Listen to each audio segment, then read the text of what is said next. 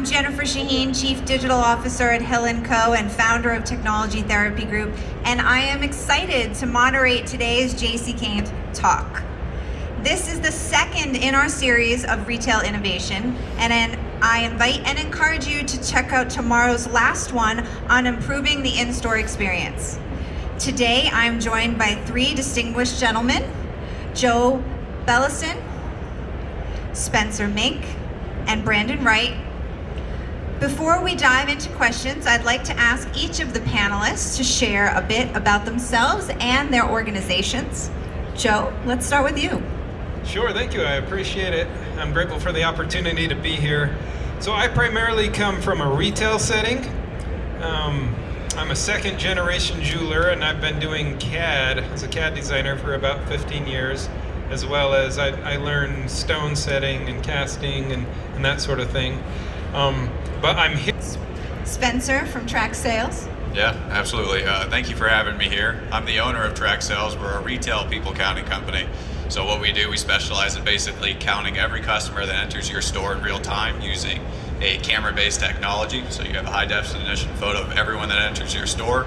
We tie that into your salespeople, so you'll know exactly how many people each salesperson has talked to, and you'll have all the data to manage your team. So if you're spending, let's say, $10,000 a month in marketing, you know dang well it's working because your overall traffic has increased, let's say, by 5 to 15%, and vice versa. If it doesn't, we give you the data to hold those marketing teams accountable and hold your salespeople accountable for their own performance as well. So basically what we do is we help you capture unsold customer information and manage your team with data. So, thanks. Excellent. Brandon. Spencer, what are some of the biggest innovations impacting retailers today? Yeah, absolutely. And how many of you guys are actually brick and mortar retailers here? It's almost a decent amount of half of you guys. So that's really who I focus on in the industry I work in, is actual brick and mortar stores, standalone locations. And I believe the biggest innovation that we've experienced so far is the fact that, half this room here are online retailers, and they have analytics you never had access to. So companies like mine and others, we provide you online analytics in an offline environment. So you're going to have data to actually compete with these people who know exactly how many people left a cashier. They didn't buy, they left their store for a certain reason. You'll know your closing ratio, you know which marketing channel is working out in an online environment. So data that we provide you, such as real-time traffic data or your closing ratios, are going to give you the information you need to compete against those online giants now. So, because the competition is higher than it's ever been before. So that's the biggest innovation, in my opinion, is that you now have access to data, or you should have access to it. If you're not using it yet, you should, to compete with those online environments, because you have the analytics to improve your store. There's no reason why you shouldn't know your conversions. There's no reason you shouldn't be able to open your cell phone right now and say, okay, I had 15 or 50 customers today. I sold only 5 of them. What happened to the rest? So that's the biggest innovation, in my opinion, is analytics being brought to the offline environment. Great. It is very helpful, and each of the people here today is talking about, but it is really also a predictor for you. So, not only can it help innovate, but it can also help you see the trends and growth in your organization. So, Joe, what is the biggest, missed revenue opportunity in retail and why? To maximize the optimal scheduling, because, you just talked about bringing more people in the store, right, Joe? So, store traffic varies. Saturday might be busier, Thursday afternoon. Talk a little bit about that from your perspective. Absolutely. As a brick and mortar retailer, you spend a lot of money, billboards, social media, you have reps going out there just trying to spread the word about your company. And it's really important to have a schedule or a staffing schedule that is optimized in order to meet your current customer demand in real time.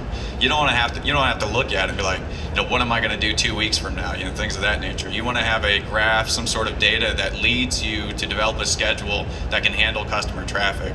And the best way to do this, and I'm not just saying this because I own a people counting company, but you need to count your customers. You need to count them in real time, and you need to compare them to your staffing in real time as well. So if you have 5 people working the floor each week, You need to be able to say, okay, are these 5 people able to handle this traffic?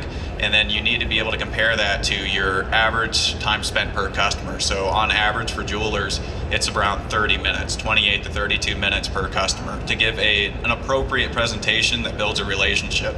I call it the blind date phase. How do you get past that and get them to trust you? So in order to do this, of course, use a system like mine. You count your customers in real time, compare them to your overall staffing levels, and then you optimize it from there. We'll give you trends, or any company, not just mine, will give you trends, and you'll be able to say, over the last 8 weeks, I was understaffed. 3 salespeople every Friday and Saturday, my busiest days. Overflow is the key to lose all your business. You're spending thousands in marketing. Your closing ratio is going to go down with a 5-minute presentation. Customer rapport goes down with a 5-minute presentation. So being staffed properly will not only increase your sales, but it'll make your dollars, or whatever you spent in marketing, is worth it after being staffed properly. So that's, I would say, count customers, best way to optimize staffing. How many of you have Google My Business? Okay, have you actually ever looked at the insights on your Google My Business? Because Google guesses at how busy your store is. And so I just was curious, how accurate is Google compared to, obviously you're counting literally, but have you actually looked at your technology against Google? Maybe not so much for my jewelers, just because, but when I work with other industries, like I know my furniture clients, they do that a lot. They track basically their cell phones. They use the Google and they track their cell phones, where they're going in the region.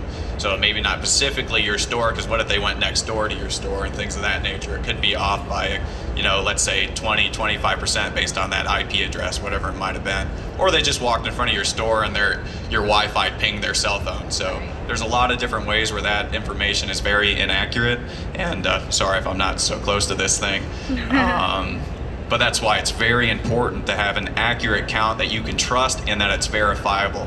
You can see infrared counters, Wi-Fi trackers, all those things are unverifiable. You need a counter that actually is able to say, okay, I can see my customer, that was a customer, and I can count them, rather than making guesses on some sort of IP scan or Wi-Fi scan of your customers. And I appreciate that. I wanted to make sure, one, most of you know that is on your Google business, but also that a more accurate tool is always going to give you more succinct data. And I think that's really important. And Brandon, your application, I know, collects a ton of data, but you know what? It's a new tool. And new tools often kind of, oh my God, I don't know if I can do it, right? So what's the biggest hurdle, to add you into this conversation, Spencer? How often do you tell or say to your customers to look at the data and spend some time looking at it? Because I think all of you have great information, but if we're all running 100 miles an hour, we're not actually taking the time to look at it. So how often? Yeah, that's actually a great question. And besides our weekly emails that go out to tell you to use your data and tips of where to use your data, what reports to look at, we actually recommend a weekly check-in on all analytics, whether it's in your Monday sales meeting in the morning. We send them detailed traffic data, staffing analysis, and we'll compare the sales performance from the last week, by salesperson or the overall store. So if you're not looking at it, let's say every Monday morning, and just letting the data go by, then there's really no point to track it. You have to utilize it and figure out a way to make it an SOP, standard operating procedure. It needs to be part of your company. Nowadays people, they're afraid of data, but if you don't become data driven, you're going to be left behind very quickly. And it's becoming extremely competitive. As sales increase, there's going to be more people entering the market, because if there's more opportunity, there's going to be more stores popping up, and they're going to take you out if you're not data driven. So you need to be there Monday morning or whenever your sales meeting and get it implemented. And you ask the question, when is the right time to become data driven or implement a software? And there is no right time. It's whenever you're ready. You just got to do it. You got to take that leap of faith and be like, okay, I'm going to run off data. I'm going to run off these predicted measurements and take my store to the next level.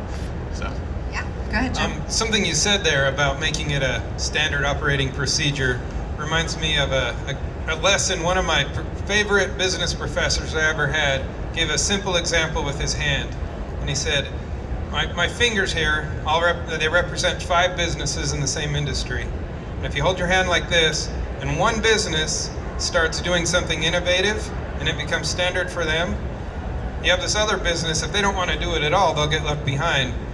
But to stay into it, everyone has to come up, and it has to become standard for everyone.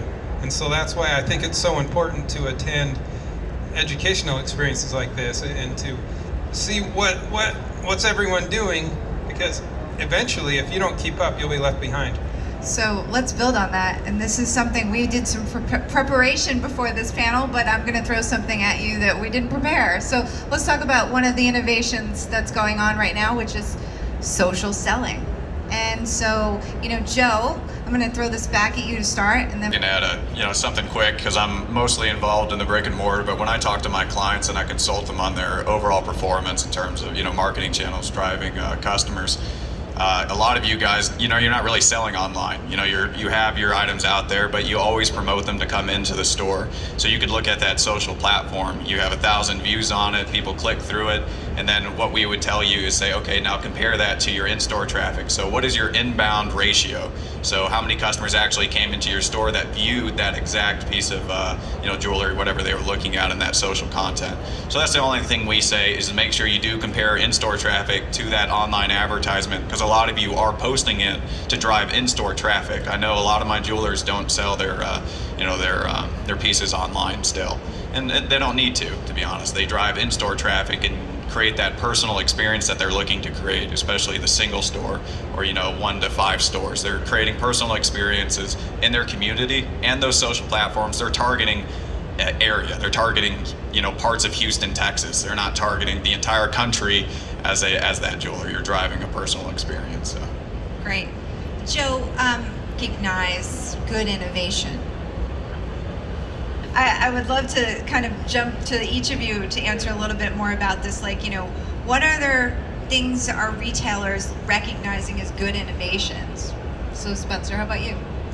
Yeah, I think one of the things I find my jewelers forget the most, and it's probably the most common, is that they view up systems and the management of the rotation of the sales floor as something scary or something that their clients won't like. But the fact is, you need a system that actually creates a seamless rotation of the sales team.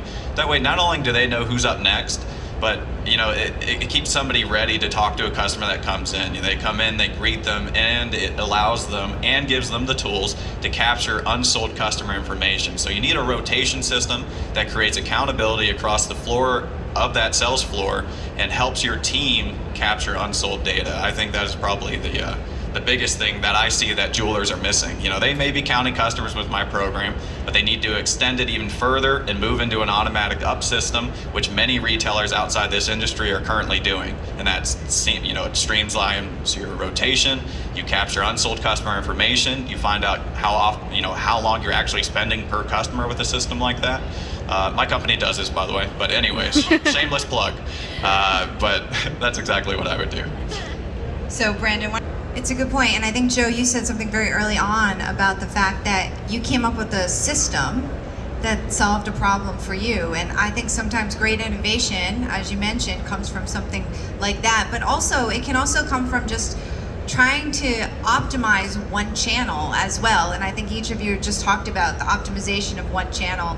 One of the tools we often recommend to clients is call tracking software, because it allows you to record, it allows you to see what's going on from a digital perspective, but from a sales side, it allows you to listen in and coach your team. So it's giving you both objective data and observational data. And I think as store owners, if you're just optimizing and bringing up 1% of one channel, you see a very big lift.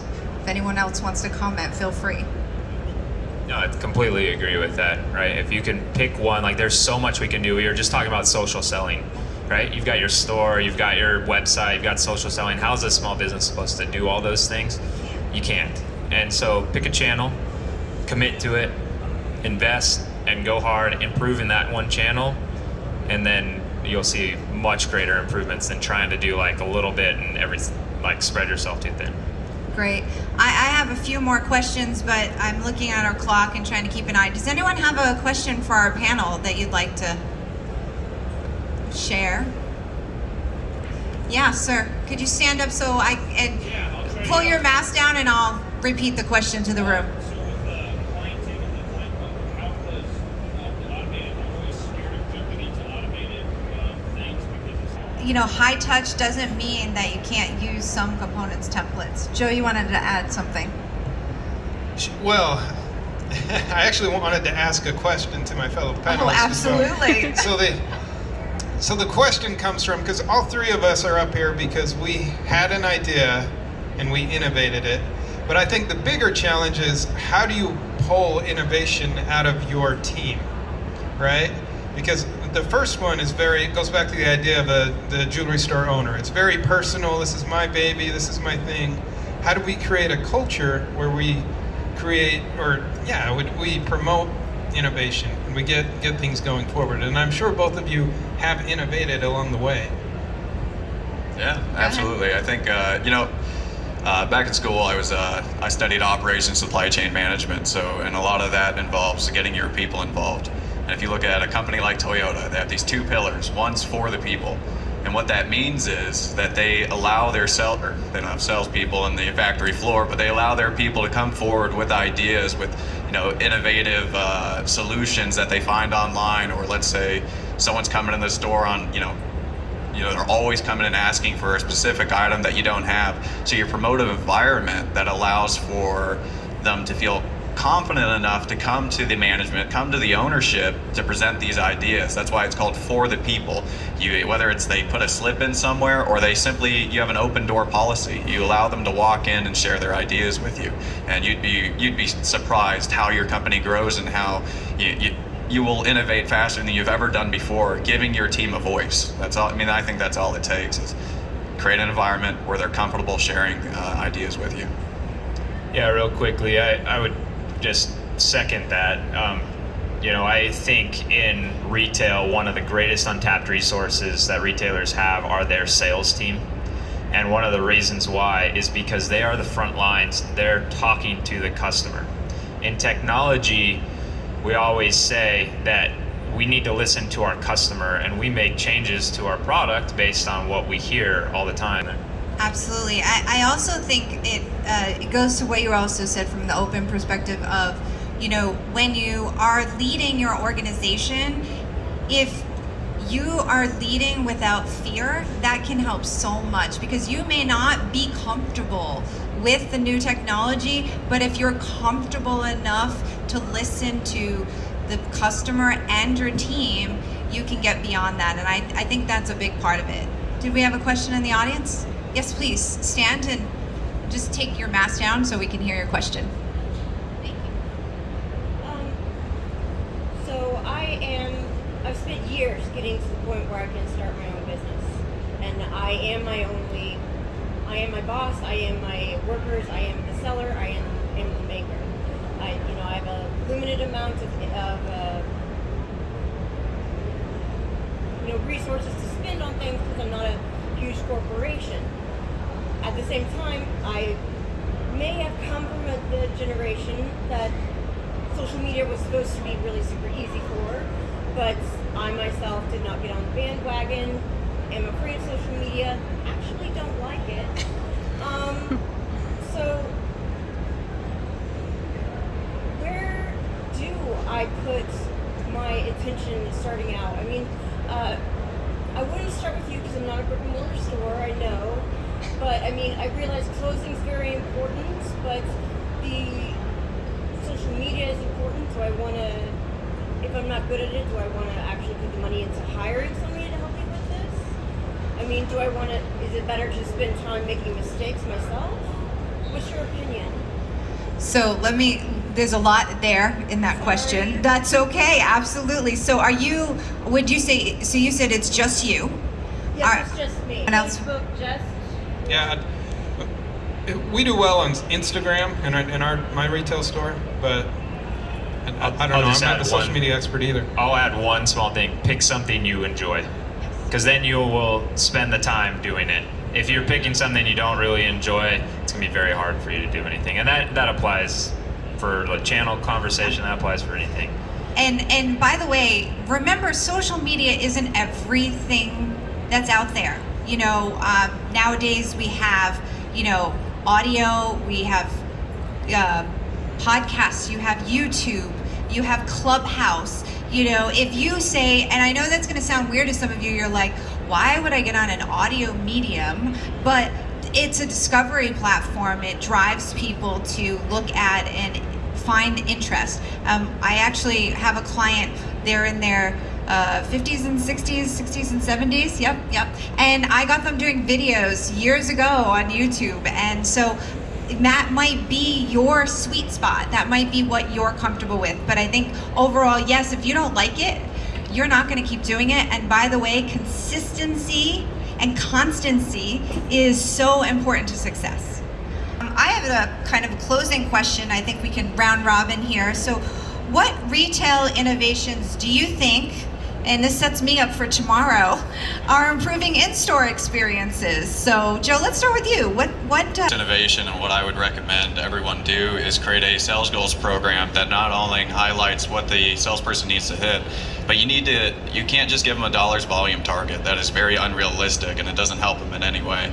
You have to create a program that gives them tools and analytics that drives them to hit that goal. So if their closing ratio is 15% for that month and they're halfway through the month and they still need $50,000 more to hit their goal, you got to be able to tell them, okay, at this closing ratio, you still need to talk to 50 customers in order to hit it. So you may not see 50 customers in these 15 days, so make sure you reach out to your old customers, get some B-backs into the door, and you're going to hit it off your current closing ratio. So you provide your team the analytics and tools they need to succeed, and they will. Don't just give them a dollars volume target. Give them analytics and give them the tools they need to succeed. So whether that is their closing ratio, how often they're capturing a cell phone number, an email address, give them what they need, and they'll do their job. So, Brandon, why don't you? And thank you all for being here. I also want to say thank you for taking the time to learn, because I think that is the greatest opportunity and asset for growing your business. So hopefully we'll see you at some of our other talks. Tomorrow we have the in-store experience. Enjoy the rest of the JCK. thank you guys.